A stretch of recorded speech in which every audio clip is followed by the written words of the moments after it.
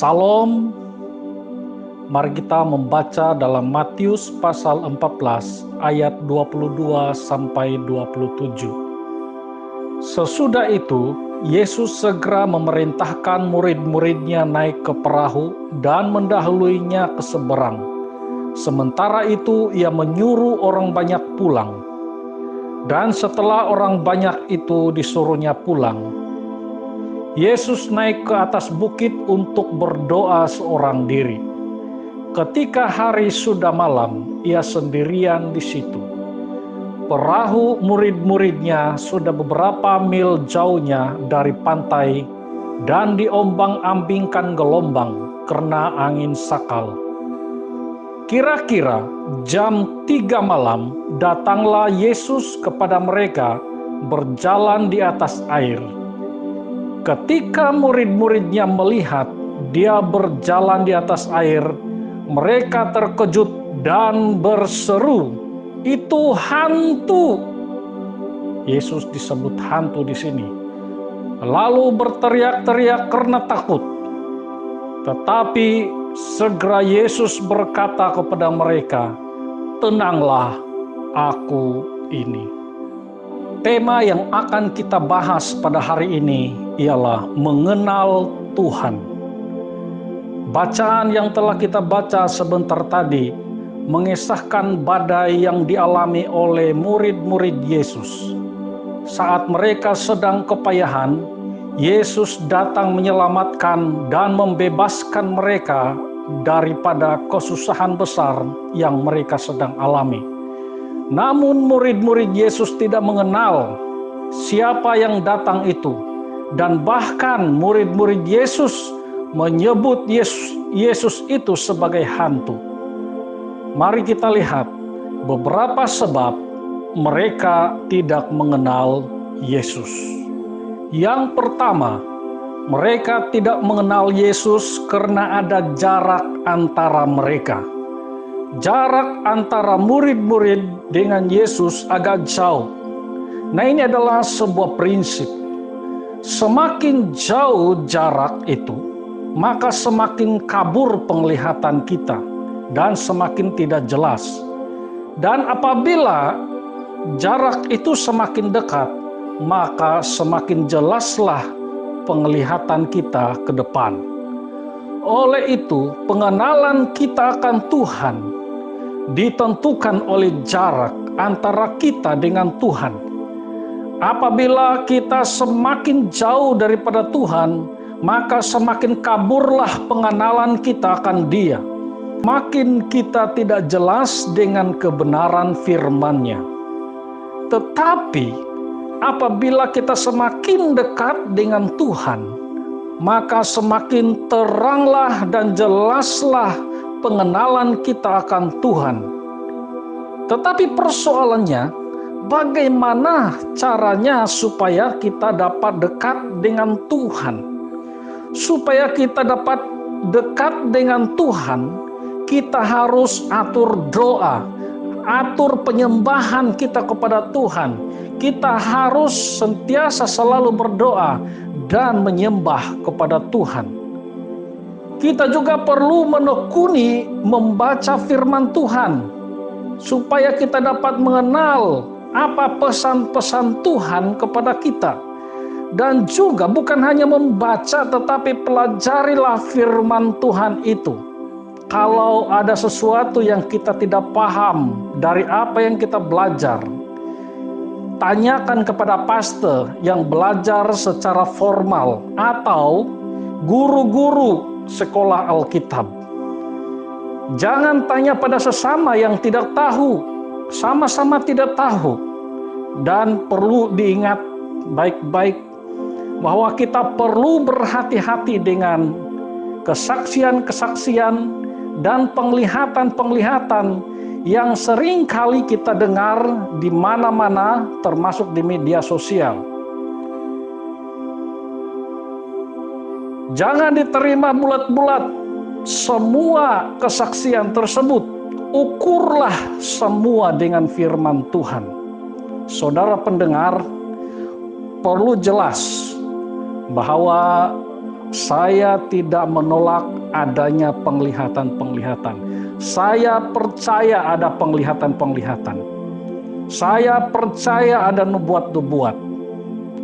Tetapi harus diukur dengan kebenaran sesuai dengan ajaran yang terdapat di dalam Alkitab. Itu yang pertama. Mengapa murid-murid Yesus tidak kenal siapa Yesus waktu dia datang? Karena ada jarak antara mereka. Yang kedua, mengapa murid-murid tidak kenal Yesus waktu Yesus datang kepada mereka ialah karena ada kegelapan yang menutupi. Dikatakan di dalam bacaan kita bahwa Yesus datang pada jam 3 malam. Artinya masa itu adalah masa yang masih gelap. Kegelapan itu membuat pandangan mereka tidak jelas dan tidak kenal siapa yang datang kepada mereka. Ini adalah message penting kepada kita. Mengapa banyak orang yang susah dan tidak dapat mengenal Yesus? Karena dunia mereka diliputi kegelapan. Si roh kegelapan itu menghasut orang-orang tertentu atau kumpulan-kumpulan tertentu, sehingga mereka menyangka Yesus itu bukan Tuhan. Mereka menyangka kekristenan itu adalah ancaman. Karena itu mereka berusaha dengan segala cara untuk menyerang, dengan mengatakan Kristen itu menyembah 3 Tuhan, Yesus itu bukan Tuhan, Alkitab itu palsu, telah ditambah, telah diedit, dan sebagainya. Bahkan yang lebih parah adalah sebahagian kecil, bukan semua, dan tidak banyak kumpulan-kumpulan ini, hanya sebilangan kecil saja, yang bertindak dengan ekstrim, dengan membunuh orang-orang Kristen dan membakar gereja. Saudara, inilah sebabnya kita perlu berjaga-jaga di masa-masa ini, karena kita berhadapan dengan musuh-musuh, yaitu iblis, yang mempergunakan orang-orang tertentu untuk melaksanakan misinya. Saudara, itu sebabnya orang tidak dapat mengenal siapa Yesus karena ada kegelapan yang menutupi. Yang ketiga, mengapa murid-murid Yesus tidak mengenal siapa Yesus saat Yesus datang kepada mereka? Karena mereka tidak menyangka Yesus datang berjalan di atas air. Yang diketahui oleh murid-murid Yesus, Yesus berada di darat. Mereka tidak tahu bahwa Yesus datang menolong mereka. Nah, sekarang ini banyak orang seperti murid Yesus. Tuhan datang menolong dengan caranya sendiri, tetapi mereka tidak tahu bahwa itu adalah pertolongan Tuhan. Mereka bahkan menyangka pertolongan Tuhan itu adalah pekerjaan setan atau iblis. Mereka pikir bahwa cara pertolongan Tuhan ialah seperti cara yang mereka pikirkan. Tapi cara Tuhan itu tidak dipengaruhi oleh cara pikir manusia. Murid-murid menyangka bahwa tidak ada pertolongan lagi di tengah-tengah badai yang begitu besar itu. Tapi tiba-tiba Yesus datang menolong mereka dengan cara yang ajaib yang tidak disangka-sangka oleh mereka, berjalan di atas air. Dan itulah yang membuat mereka merasa ketakutan dan tidak kenal siapa lagi Yesus itu. Yang keempat, mengapa murid-murid Yesus tidak mengenal siapa Yesus itu? Yang keempat ialah mereka pada saat itu dalam kepanikan dan ketakutan di tengah badai yang amat dahsyat. Angin kencang dan ombak besar menghempas perahu mereka sehingga mereka terombang-ambing dan sepertinya sudah tipis harapan hidup. Dan pada saat itu tiba-tiba muncullah sosok tubuh terapung di tengah badai yang besar. Hal ini menambahkan ketakutan dan kepanikan di antara mereka. Mau lari kemanapun tidak dapat, karena di sekeliling mereka ada badai yang menakutkan. Saudara, inilah yang sedang terjadi di dalam kehidupan kita hari-hari ini. Ingatlah, Tuhan Yesus tidak akan membiarkan kita. Dia sanggup menolong kita di tengah-tengah badai yang amat dahsyat ini.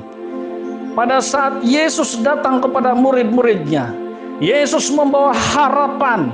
Yesus mengatakan, tenanglah, aku ini, jangan takut. Tenanglah, aku ini, jangan takut.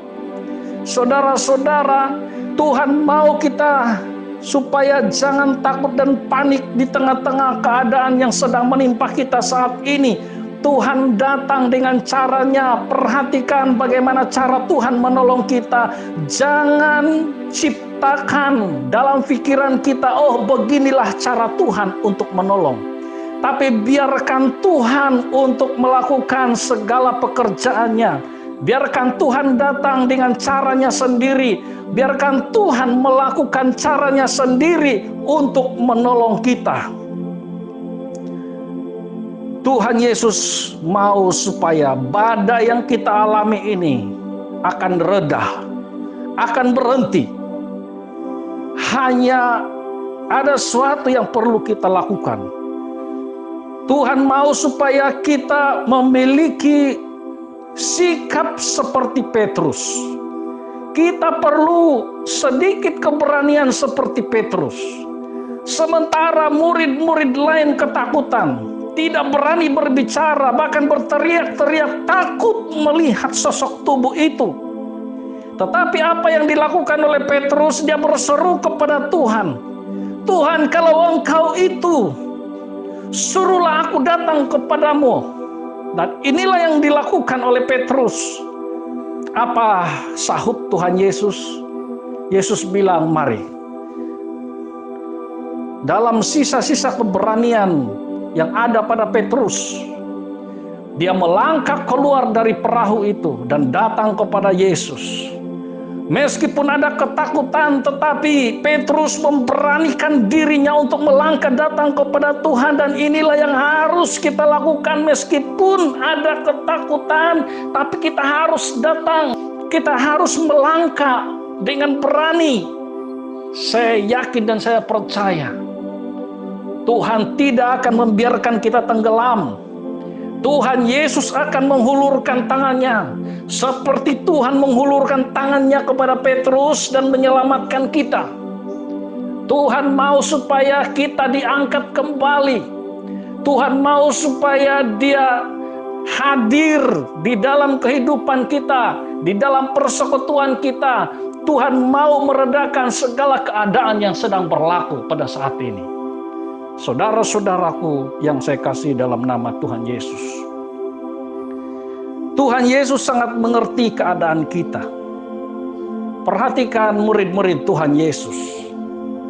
Pada saat mereka di dalam ketakutan dan tidak mengenal Yesus, bahkan mereka menyebut Yesus itu hantu. Apakah Yesus menengking dan marah kepada mereka? Yesus tidak menengking dan tidak marah kepada mereka, karena Yesus mengerti bahwa murid-muridnya tidak tahu siapa Dia. Murid-murid itu tidak mengenal karena ada kegelapan yang menutupi, ada jarak antara mereka dengan antara Dia dengan murid-muridnya. Saudara-saudaraku, yang paling penting sekali ialah kita tenang dan kita melihat dengan sungguh-sungguh bagaimana cara Tuhan bekerja. Dan kita merelakan pekerjaan Tuhan itu berlaku di tengah-tengah kita. Saya yakin, saya percaya kalau kita membiarkan Tuhan datang kepada kita dengan caranya dan menolong kita dengan caranya, saya yakin kita akan mengalami pemulihan, kita akan mengalami pertolongan daripada Tuhan Yesus Kristus. Oh haleluya Tuhan. Bapa di sorga, kami bersyukur karena kasih karunia berkat kemurahan-Mu yang begitu besar buat kami. Engkau sanggup menolong dan menopang kami. Engkau tidak membiarkan kami ya Tuhan, hari ini dan sampai selama-lamanya. Dalam nama Yesus kami sudah berdoa. Amin.